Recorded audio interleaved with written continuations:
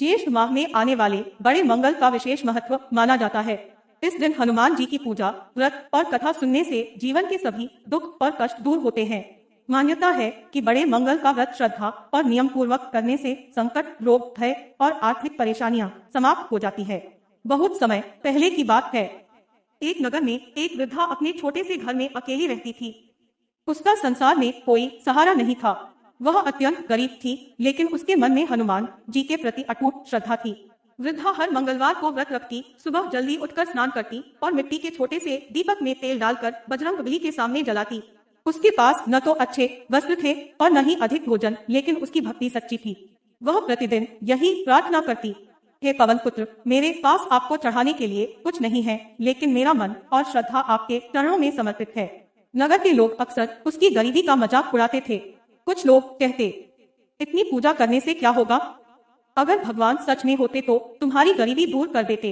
लेकिन वृद्धा मुस्कुराकर कहती, भगवान अपने भक्त की परीक्षा लेते हैं, एक दिन अवश्य कृपा करेंगे। ज्येष्ठ महीने का दूसरा बड़ा मंगल आया। वृद्धा ने निश्चय किया कि वह इस दिन विशेष पूजा करेगी, लेकिन उसके घर में न आटा था, न तेल और न ही प्रसाद बनाने के लिए गुड़। वह बहुत दुखी हुई। उसने सोचा, आज बड़ा मंगल है, मैं अपने प्रभु को भोग कैसे लगाऊं? आंखों में आंसू लिए वह मंदिर के सामने बैठ गई और हनुमान जी का नाम जपने लगी। उसी समय एक वृद्ध साधु वहां आए। उनके शरीर पर साधारण वस्त्र थे और हाथ में कमंडल था। साधु ने कहा, माता, मुझे बहुत भूख लगी है, क्या भोजन मिलेगा?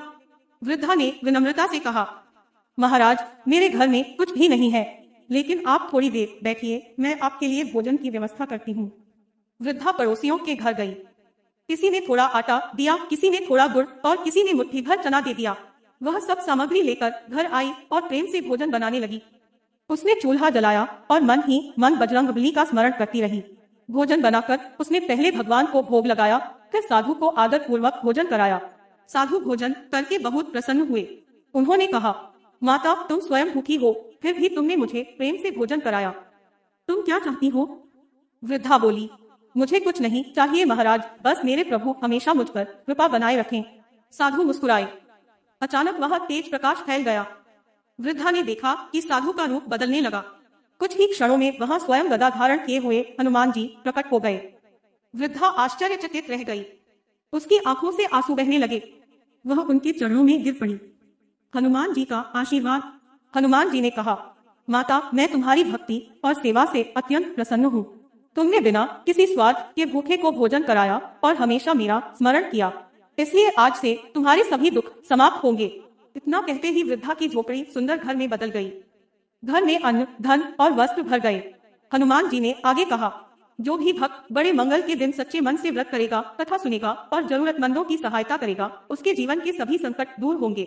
यह कहकर बजरंगबली अंतर्ध्यान हो गए। अगले दिन जब नगर के लोगों ने वृद्धा का बदला हुआ घर देखा तो वे आश्चर्यचकित रह गए। सभी को अपनी गलती का एहसास हुआ। लोग वृद्धा से पूछने लगे, माता, यह चमत्कार कैसे हुआ? वृद्धा ने सबको बड़े मंगल व्रत का महत्व बताया और कहा, सच्ची भक्ति कभी व्यर्थ नहीं जाती। भगवान देर से सुनते हैं, लेकिन भक्त को निराश नहीं करते। उस दिन से पूरे नगर में बड़े मंगल का व्रत श्रद्धा से किया जाने लगा। बड़े मंगल का व्रत करने से सभी संकट दूर होते हैं। शत्रु और नकारात्मक शक्तियों से रक्षा होती है। घर में सुख समृद्धि आती है। रोग और भय समाप्त होते हैं। हनुमान जी की विशेष कृपा प्राप्त होती है। पूजा मंत्र, ओम हनुमते नमः। ओम श्री बजरंगबली नमः। जय श्री राम, जय हनुमान।